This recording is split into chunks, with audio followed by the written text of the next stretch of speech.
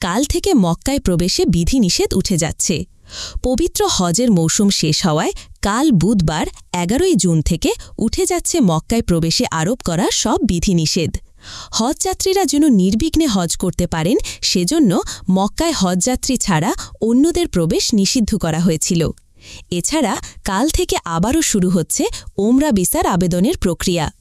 হজের সময় ওমরার ভিসাও বন্ধ করে দেয়া হয়েছিল। গত ৪ জুন শুরু হয় পবিত্র হজ, ৫ জুন পরে আরাফাতের দিন।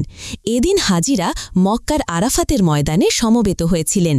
এরপর কুরবানি, প্রতীকী শয়তানকে নুড়ি পাথর নিক্ষেপ ও বিদায় তাওয়াফের মধ্যে দিয়ে শেষ হয় হজ। যেসব হজযাত্রী আগে সৌদি আরবে গিয়েছিলেন তারা হজ শেষেই নিজ দেশে ফিরে আসছেন, আর যারা দেরিতে গিয়েছিলেন তারা এখন আসার প্রস্তুতি নিচ্ছেন। এ বছর পবিত্র হজ পালন করেছেন ১৬ লাখের বেশি মুসল্লি, যাদের প্রায় সবই ছিলেন বিদেশি। সৌদির নাগরিক এবং প্রবাসীর সংখ্যা ছিল ১.৫ লাখের বেশি। হজ শেষে অনেকে আবার ছুটছেন পবিত্র নগরী মদিনায়।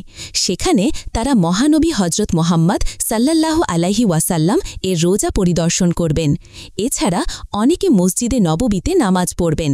অনেকে আবার নিজেদের আত্মীয় স্বজন, বন্ধুবান্ধব ও পরিবারের সদস্যদের জন্য বিভিন্ন উপহার সামগ্রী কেনায় ব্যস্ত সময় পার করছেন।